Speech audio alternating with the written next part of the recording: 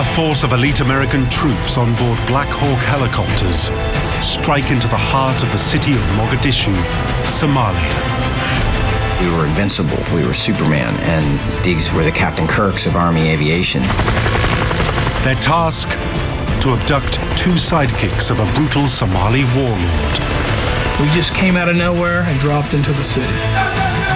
This Special Forces mission is supposed to last less than an hour. But the operation spirals out of control. We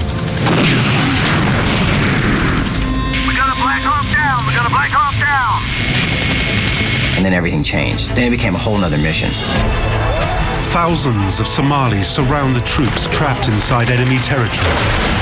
Once that Black Hawk crashed, it was immense. It was a mob.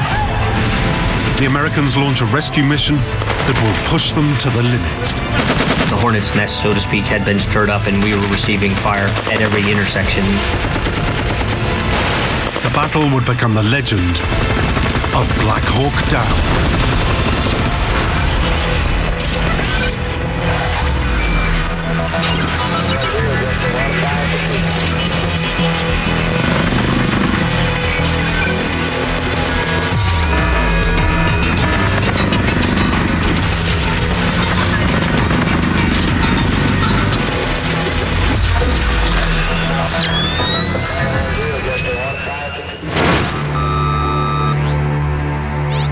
On the east coast of Africa lies the country of Somalia. Its capital city, Mogadishu.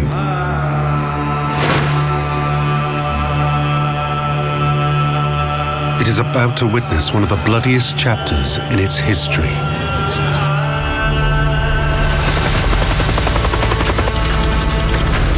US forces are launching a raid into a slum neighborhood near the city's Bakara market. On board the helicopters are the elite Special Forces unit, Task Force Ranger. Their mission? To capture and extract two henchmen of a suspected war criminal. It was pretty simple. To get in, capture the targets, and to get out. If the leadership of the country said, this is what we want you guys to go do, that's what I wanted to go do. For the young American soldiers, it's just another day at the office.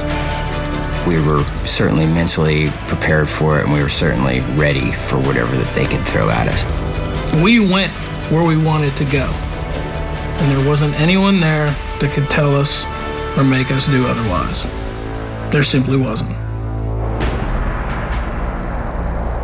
24 Pakistani UN. 3 miles away at the American headquarters, senior officers are directing the raid. Heading up Task Force Ranger is two-star General William Garrison. William Garrison was an expert infantryman. He had served in the Airborne. He had been an advisor in Vietnam. Garrison has fought battles all over the world for nearly 3 decades. General Garrison was a very much well-respected in the field of Special Forces. Despite his men's confidence, Garrison is experienced enough to know this mission is full of risk. He's sending Task Force Ranger into one of the most dangerous cities in the world.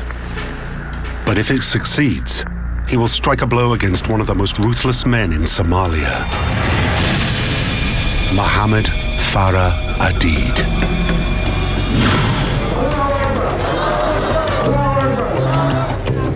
Aidid hits the headlines in 1992 when he tries to seize control of a famine-ravaged Somalia. A United Nations relief force, including American troops, arrives to help feed the starving millions. The American Quick Reaction Forces. But Aidid's clan attempt to control the supply of food. Food was power. Clans would raid food convoys, take food, distribute it onto their own members.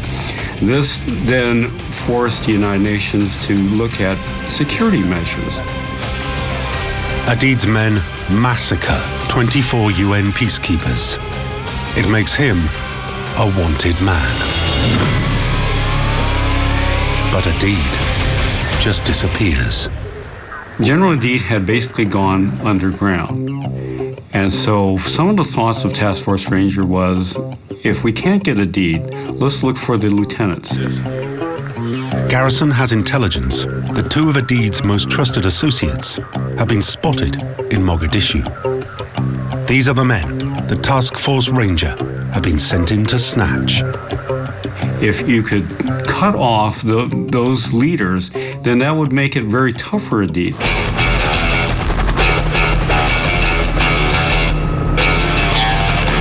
Garrison's Task Force Ranger seems perfect for this extraction mission. At its heart are the Rangers, the US Army's elite light infantry. Fighting alongside them are highly trained helicopter teams and members of the secretive Special Forces unit, Delta Force. Delta is arguably the best in the world of special operations. So when we're engaging what we considered gangs or street-level thugs, the battle was ours to lose. The assault force of 160 men knows exactly what's expected of them. The mission has been planned to the finest detail. It is supposed to last less than an hour. Speed and surprise was the most important elements of any of these raids. Delta operators will land on the target building in Little Bird helicopters, storm inside and arrest Adid's men. At the same time, Ranger units known as Chalks will rope in from Black Hawk helicopters. Chalks 1, 2, 3, and 4 will each secure a corner of the building and form a defensive perimeter. A convoy will drive to the target building, pick up the prisoners and the assault team, and bring them back to base. The operation will be monitored live from Garrison's headquarters. Video cameras mounted on helicopters follow the men as they go into action.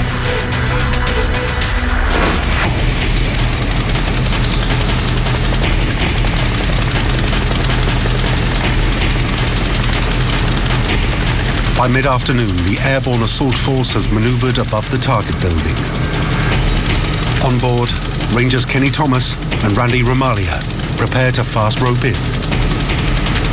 Very orchestrated and very rehearsed. Kick the rope out and then everybody just starts going. And it's a very fast and very efficient way to get people out.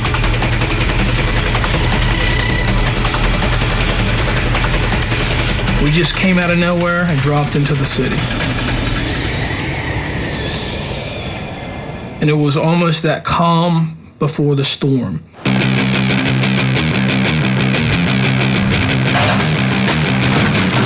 The Rangers secure the area around the target building. Inside, the Delta team move in on Adid's men.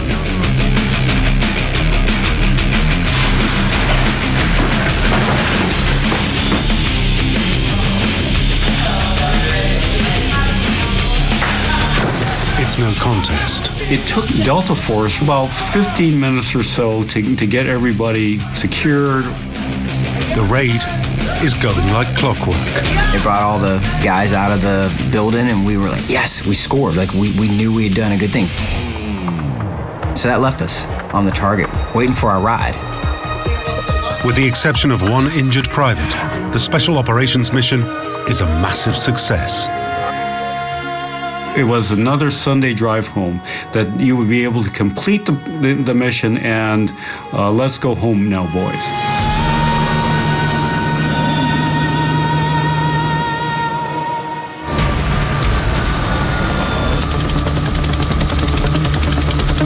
The Americans and their prisoners begin to load up onto the convoy, but the Somalis are quickly amassing forces.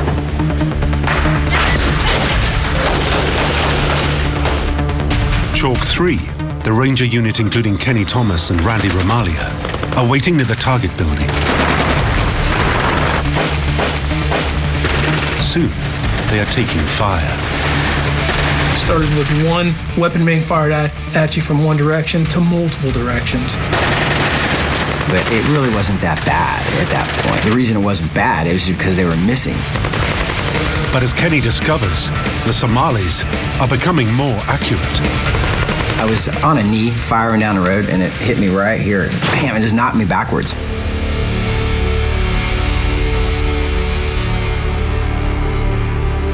And I looked over, and Kenny is holding a magazine and shaking. I thought the thing was going to blow up or something. So I'm pulling the magazine.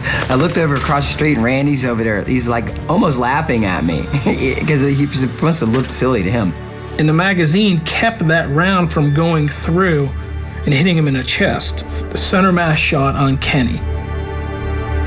And there's a perfect hole in it, and then on the back side, the whole back end of it's blown out. And you're like, wow, it's a game of inches, you know.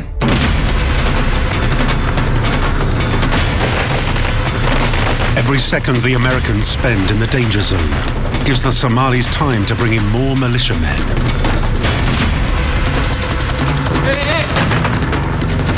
And they have a lethal surprise for Task Force Ranger.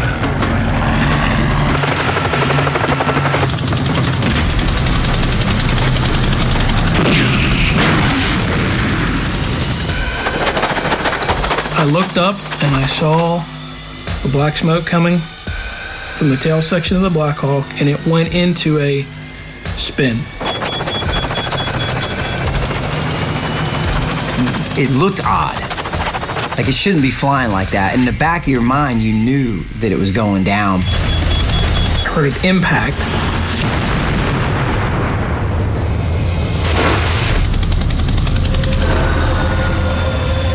We got a Black Hawk crash in the city. Black Hawk crash in the city. We're just waiting to go home when the first helicopter got shot down, and then everything changed. Then it became a whole nother mission.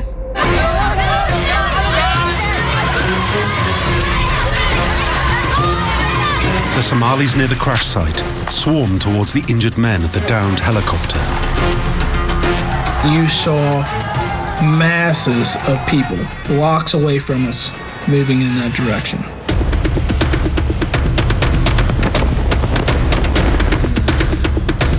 At his headquarters, Garrison and his team watched the disaster unfold. Among his staff is Ranger Larry Moores. It was very busy, especially once the helicopter crashed in the city. Everybody's anxiety goes up a notch. We are very focused on how can we evacuate everybody from the city. The two pilots are dead, but there are some survivors at the site. Now General Garrison has to react. He has to now put in forces. This is a major concern because where the shoot-down occurred. The situation is all the more difficult because the helicopter has crashed deep inside hostile territory. Task Force Ranger is in an urban area that might be very difficult to get forces in and conversely get forces out. Garrison orders another helicopter to drop medics and snipers onto the crash site. But that just buys time. He will also have to divert the convoy that's loaded up with the prisoners to pick up the survivors. But no one knows how long the convoy will take to arrive. He mobilizes the Rangers and Delta operators that are still on the ground near the target building. They follow orders to move to the crash site and form a protective cordon as soon as they can.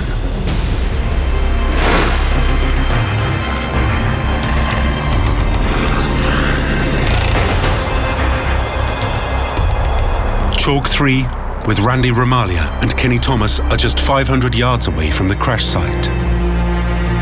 And immediately you knew you would run to help them. That would be your immediate reaction. Go help them. You see the bird coming down, we gotta go. But Task Force Ranger's raid has already stirred up a hornet's nest. So you have a whole mobilized city that could potentially be used against you at the crash site. There was a sense of urgency for sure because you could see people moving down on the side streets heading towards the crash. So it was a foot race. It's now that Ranger training kicks in. Each man goes up to the wall, up to the corner, and you run across. one at a time. It's shoot, move, communicate, put you guys in a position where they can get an effective field of fire, identify the bad guys. It was very automatic. We all knew what we needed to do. As the American troops move close to the crash site, the fire intensifies. I heard like a shrieking yell, and I looked over and I saw a Delta operator. His head flipped back and he just fell. It was probably the shortest, most violent thing I've ever witnessed. You remembered that we really viewed Delta as supermen. The only thing they didn't have were capes. So to see him shot and dropped like that was very sobering. When people start going down and you see how matter-of-fact the death is, you realize, oh, well, if I die here, I die here. But I'm not gonna let it happen to the guys around me. Man, we weren't fighting for the flag, and we weren't fighting for freedom. At this point, you're fighting for each other. That's it. And that's when I turned around and went back and I was like, hey, you guys take care of each other. We're gonna make it out of here. That's the only way we're gonna make it out of here.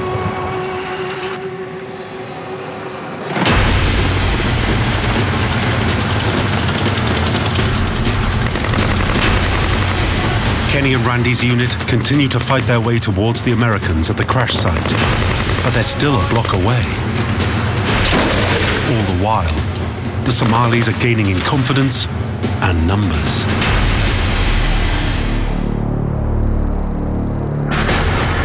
Be advised, we're coming under heavy fire. At headquarters, General Garrison gets more bad news. The convoy that's been diverted towards the crash site has run into trouble. Unfortunately, because of problems with direction, the convoy actually became lost within the city. Then add on people shooting at you, add on blockades of roads. It becomes a very difficult job. Garrison realizes it will take far longer than he thought to get the convoy to the men at the crash site. He will have to use helicopters to support them for now, and this is risky. Somalis lie in wait with rocket-propelled grenades all over the city.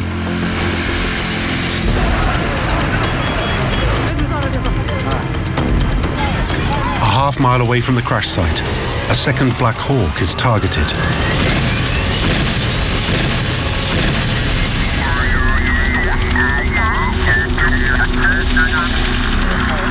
Garrison and his team watch in horror as the second helicopter goes down. We got another helicopter down. We need combat search and rescue. When the second one went in, it just ramped up the intensity. Again, there are survivors. One of them is the Black Hawk's pilot, Mike Durant. Whatever it took, whatever force we needed to put together, we were going to do that and bring everybody back off of the objectives.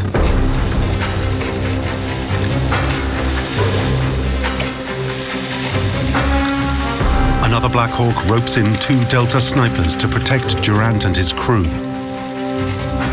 They are quickly surrounded.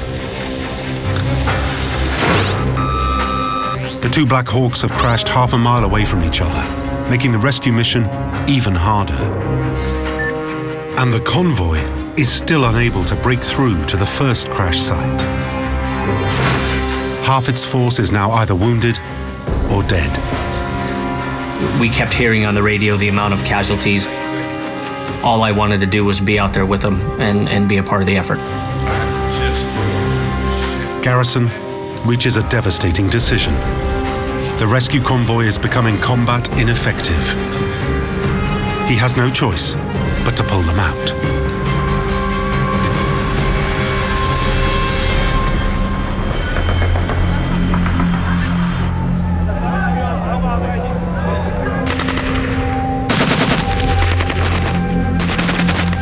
Back at the first crash site, Kenny Thomas hears that the convoy is being hauled back to base. I can't believe it's happened. But the reality of it is that it is happening, and now what are you going to do about it? Most of the American troops have made it to the roads and alleys surrounding the first crashed Black Hawk. Now, they begin to form a defensive perimeter around the downed aircraft and wounded men. It was just putting guys in the right vantage points to minimize the amount of fire we were receiving from the enemy. Kenny and Randy's Chalk 3 take up their positions near a main road. They are surrounded by a baying mob. They have to find a way to hold them off. So they turn to the squad's M60 heavy machine gun. We needed that M60 there. And we were going to do whatever it took to keep that M60 there. Enemy fire strikes the M60 gunner. Kenny takes over. There was these two guys that were just popping their heads up over a little retaining wall. Just popping up and doing the Mogadishu machine gun man, which is not even aiming and just spraying rounds. So I got behind the gun, I waited for those guys to stick their heads up and fired off a couple rounds, like, pop, pop, pop. And then the gun goes click, click, chick, chick, chick. And I'm like, what the? It's out of rounds. Everybody's yelling at me, use the law. And I'm like, what? Because the law. And I had been carrying around this light anti-tank weapon, the law. I'm like, oh, I have a rocket launcher. So we fired it off. And that took down that position. And that was very effective at dissuading the Somalis from coming back to that corner. But now, there are fewer than 100 men protecting the crash site.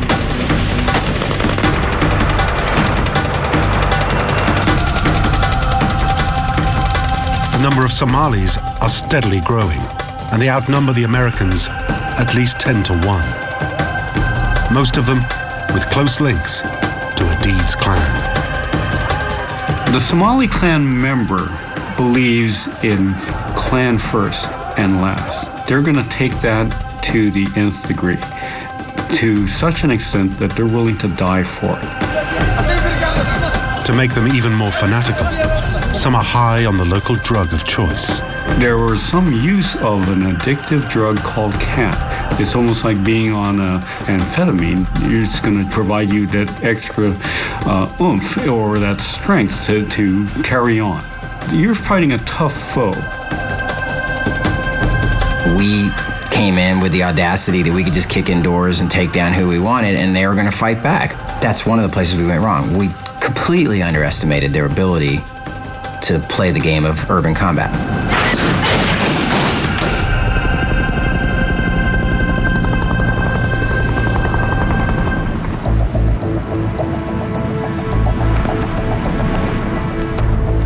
At the American headquarters, a section of the original convoy struggles back to base. Garrison decides to send it straight back in with reinforcements. Larry Moores gets his chance to fight. We knew we were going immediately back in, so very difficult to let them know after they'd just been shot up pretty good, hey, we're heading right back in. There was a nervousness, but there also was a part of the way we do business in the Rangers.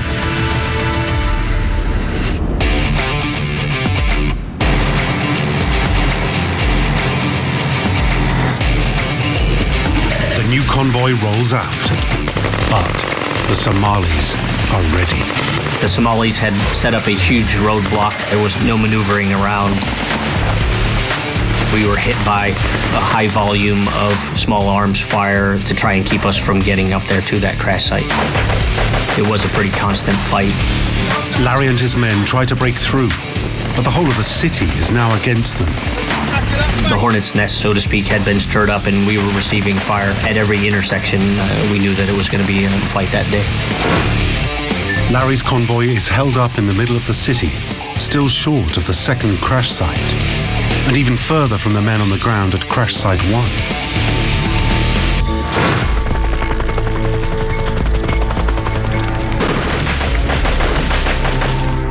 The news of the convoy's slow progress comes through to the men surrounded there. I could hear the radio transmissions. And I remember we start looking at each other with concern, because we had never been on the ground this long, and the convoy had never received this amount of fire. That was where I really felt, I believe, discouraged.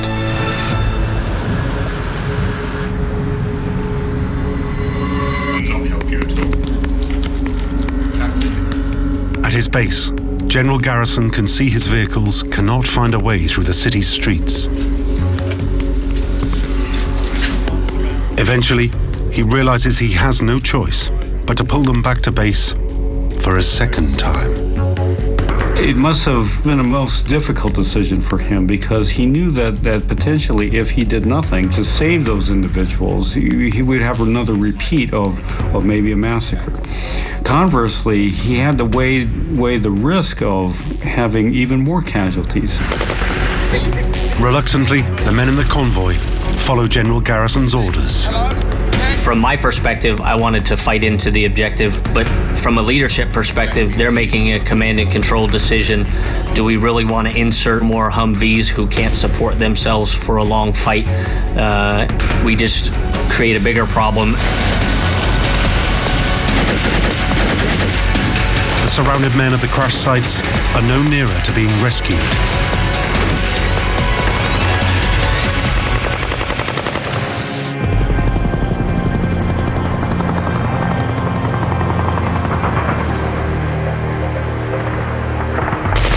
Night falls on Mogadishu.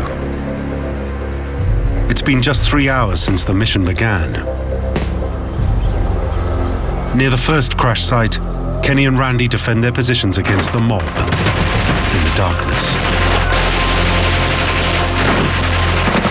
They would fire randomly to try to see your muzzle flash. And then at that point, once they figured out where you were, they would try to maneuver on you. The Somalis have a critical advantage. They know every inch of ground. Remember, these are their neighborhoods. They're not our neighborhoods.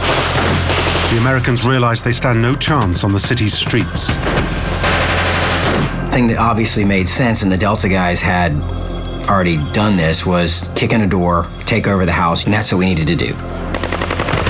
The men move inside and steel themselves for a long night ahead.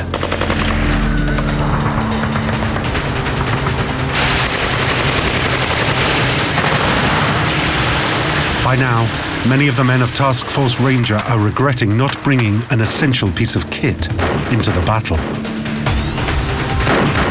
We didn't anticipate being on the ground this long. A lot of us didn't bring night vision.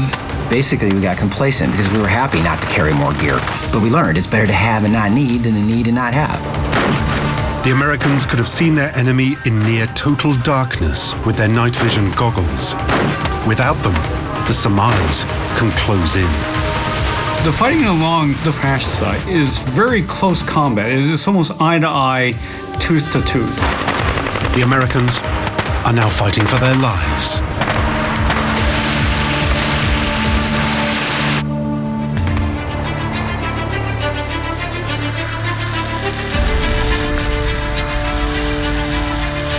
At headquarters, General Garrison has already seen his operation descend into chaos. Not only are the men still trapped at the first crash site, but at the second crash site, all the men are either dead or captured. Desperate to salvage something, Garrison concentrates on the first crash site before it's too late.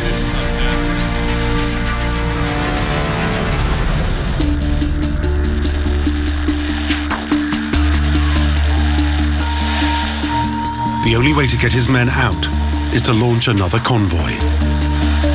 But having failed twice, Garrison begins to realize he now needs support from other United Nations troops in Somalia.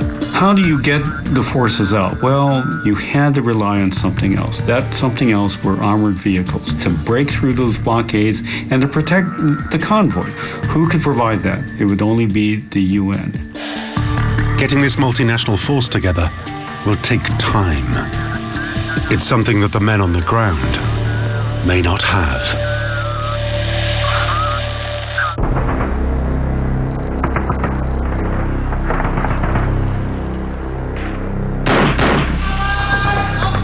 Back at the first crash site, the men of Chalk 3 are reaching their lowest ebb. I was exhausted at this point, and I got against the wall and I just slid onto the floor. And it looked like the floor was wet, and it was. It was wet from blood. You could actually smell the blood in the room. Once I realized I was sitting in it, I was tired enough to where I didn't even care to move. And then I remember picturing the White House at night, just like we've all seen on the news, where it's all lit up in white light at night, beautiful. And I remember thinking, no matter what decision is made there right now, there is nothing that can be done to help us. And that was very sobering, knowing that you're part of the greatest fighting force in the world, and no matter what decision is made at the highest level of government, there is nothing that can be done to help you in that particular situation or in time to help get you out of that situation.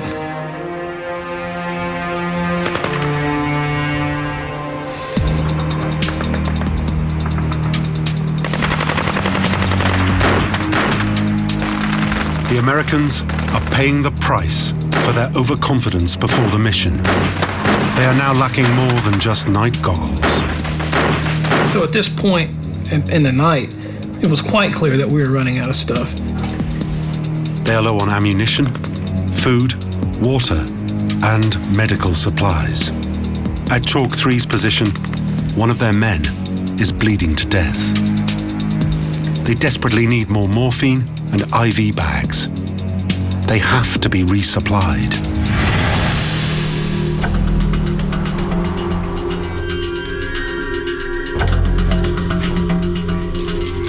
Garrison faces another crucial decision. He has already lost 2 Black Hawks in the city, but a helicopter drop is the only way he can resupply his men. Doing nothing is not an option. So he takes the responsibility. I have to send a helicopter out there to drop supplies, and that's what he does.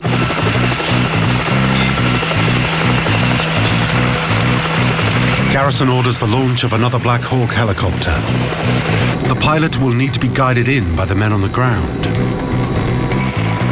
You have to land those supplies in a certain area where you can get access to them. You land on the wrong place, then all you're doing is giving supplies to the Somalis.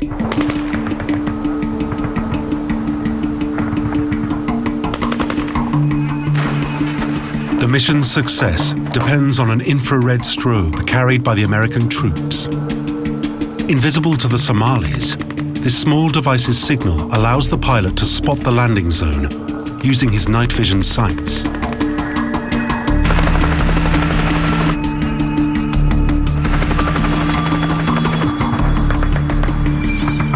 At the crash site, the men prepare for the drop.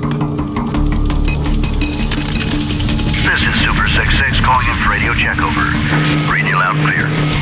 The Rangers talk the helicopter in until the pilot can spot the strobe. Okay, what's my altitude? It's 100 feet into the wind, altitude's good. Okay, that's 75 feet, and you're in a good position. It looks like it's going to plan. Then, a hail of fire. Taking small arms fire! Taking small arms fire! He just had to sit there, hover, and take it. He knows that bird's getting hit, man. Ting, ting, ting, ting, ting, ting. You know, and he has to sit there and take it because he knows there's guys counting on him. It's not about like, I don't know, man, it's pretty hairy. I don't want to go in there. What? Are you kidding me? That's not how it works. The Black Hawk just manages to stay in the air and makes the drop.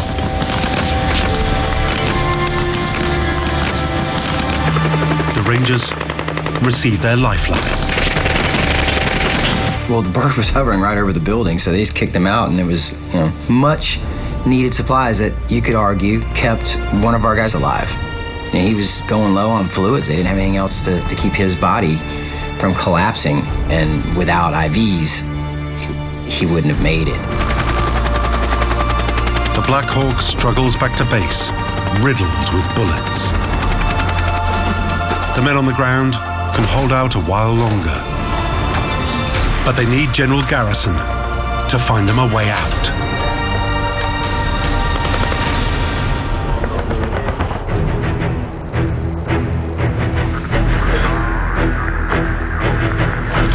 At his headquarters, Garrison has had a breakthrough. Other UN forces have agreed to let him use their tanks and armored personnel carriers in the next convoy. The Malaysians and the Pakistanis were committed to going in with us, which we give them a lot of credit for. They didn't have any trapped personnel on that objective, but they accepted that role to go out there with us and fight all night. This heavily armored, multinational convoy will leave from Newport and head into the city. Half of the force will steer towards the second crashed helicopter to blow it up. They want to make sure its high-tech weaponry doesn't fall into enemy hands. The rest will push north towards the surrounded men at the first crash site.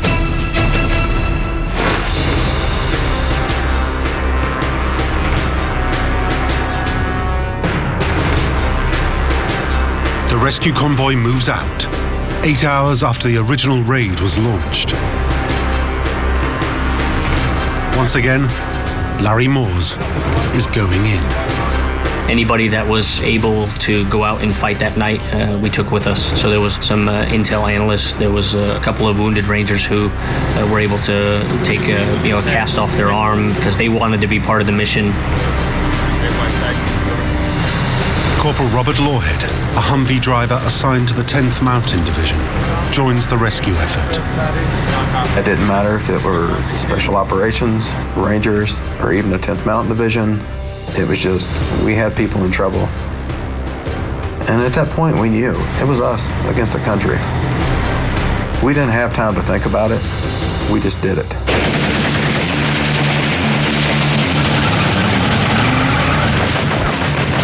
The convoy battles towards the surrounded men. Again, the Somalis are ready. It was a major firefight from block to block. They were running out in the street, taking pot shots at us. You could look up on the roof or into a window and see them shooting. You could see guys get shot right in front of you. It was chaos. This multinational force has never trained together, and the result is confusion. As people start driving toward the crash site, the first two Malaysian armored vehicles get hit by RPGs. Under heavy fire, the Malaysians head off in the wrong direction, causing more delay.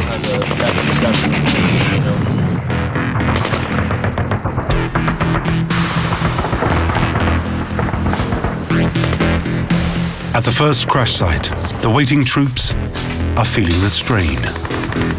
There was no mistaking where that convoy was because the exchange of gunfire was unbelievable.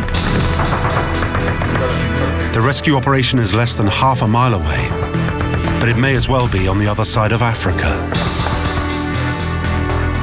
And the radio is like, they're en route. They're not en route. They're en route. They're not en route. At some point you just gave up. The convoy battles through the night for nearly 3 hours. If you can imagine people on the rooftops and in the alleyways and every door shooting at you, that's what they were trying to get through. Finally, it breaks through.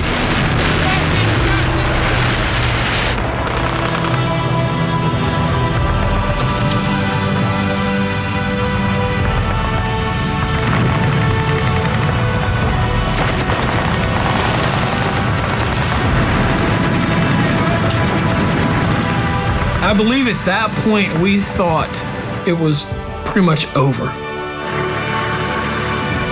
And we were all very tired. And you kind of get the sense, okay, well, this thing's finally done. We can get our wounded guys out of here.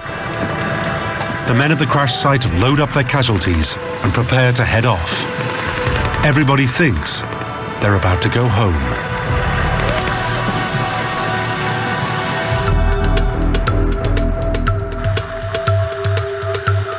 But General Garrison has one final challenge for them.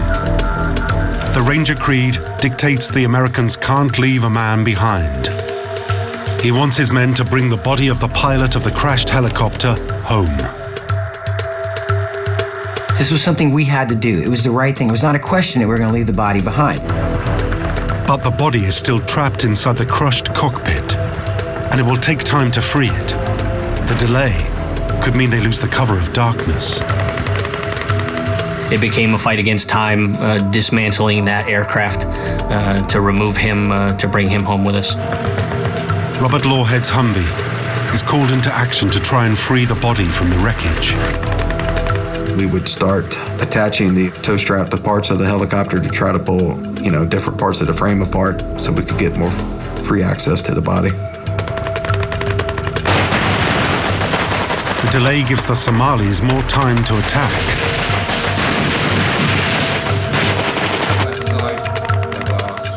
In the house, Randy and Kenny's nerves are becoming shredded. Why is it not happening? That's what you want to know. Let's get it done. Ricky Tick, come on. We were all very antsy, and the bad guys are starting to shoot again. It was definitely the longest night in my life.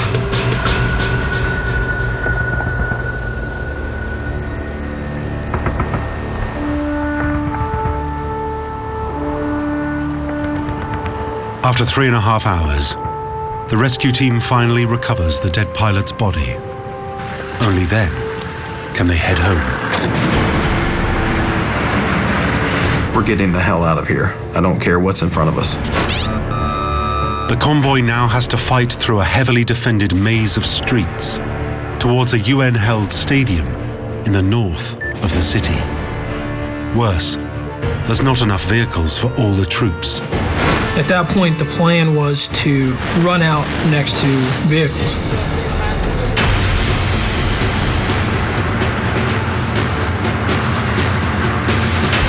Randy Romalia and Kenny Thomas now have to run a gauntlet of enemy fire.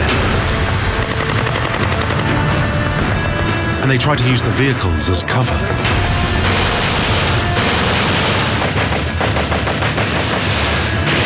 It was a pretty intense fight still that morning. It sounded like someone had picked up a handful of pebbles and were throwing it against sheet metal. That tink, tink, tink, tink, tink, tink, tink, tink, which was bullets bouncing off vehicles. But soon the men on foot are left behind. We got to the first intersection, and that vehicle didn't stop for us. It kept going. And I'm a pretty fast guy, but I'm not that fast. They put the pedal down, man, took off. And that left about 30 of us ran from that city.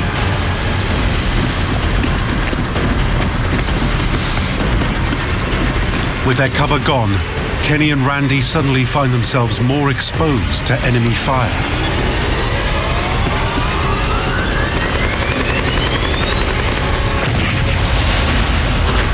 It felt like somebody had walked up and struck me.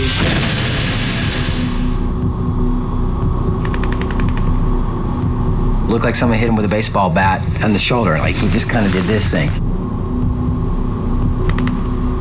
So once I realized I had been shot, I reached into my body armor to check for an exit wound. And I started breathing in and out deeply, expecting to hear a gurgling. The lungs were still intact. I could still move. I could still breathe, which was of relief. But I knew that I was okay enough to keep moving forward.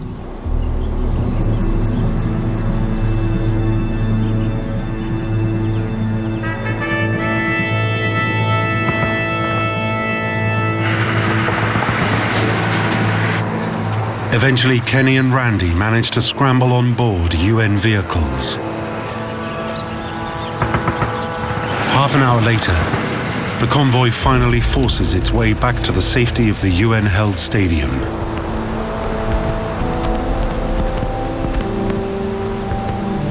Task Force Rangers' 14-hour ordeal is over. As our task force came back together, it was a very emotional sight. You know, when you look at each other, you don't have to say anything, because you know you gave it everything you could. That was the first time I felt safe. But the reality of what had just taken place was starting to set in. And the emotion just comes out of you. And I remember I started tearing up. And Randy walked up to me and he was asking me if I was okay. Like, he was worried about me, and he was the guy with a hole on his back.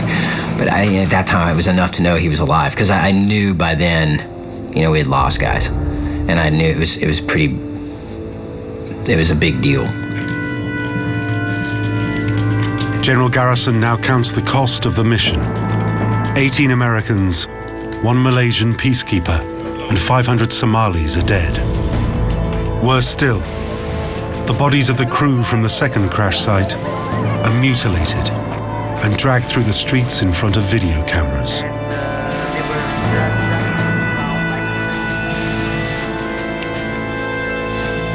Garrison would later write to President Clinton, saying full responsibility rested with him and not in Washington.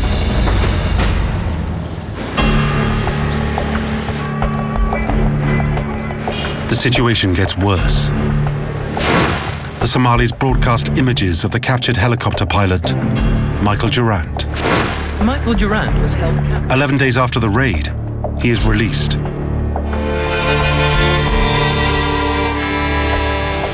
But the humiliation causes outrage in the US. In March 1994, US troops withdraw from Somalia. A year later, the UN also pulls out.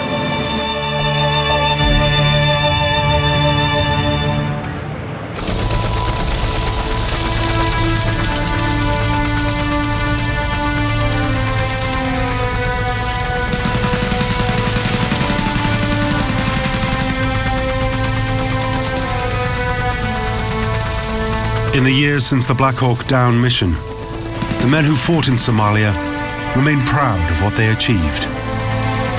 Adid's 2 sidekicks were both captured alive. We were there to accomplish a mission, and we did accomplish the mission. Yeah, we got our nose bloodied in the fight, but we won the fight. The men of Task Force Ranger did everything they could to bring their comrades home.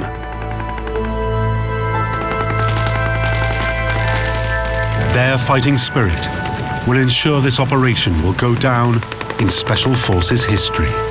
You know that you had every opportunity to step out of the fight, but nobody did, because they were fighting for each other, because they knew if they stepped out of it, it would leave someone hanging. And you weren't going to do that to your Ranger buddies. You weren't going to do it to anybody. And that feeling sticks with you for life.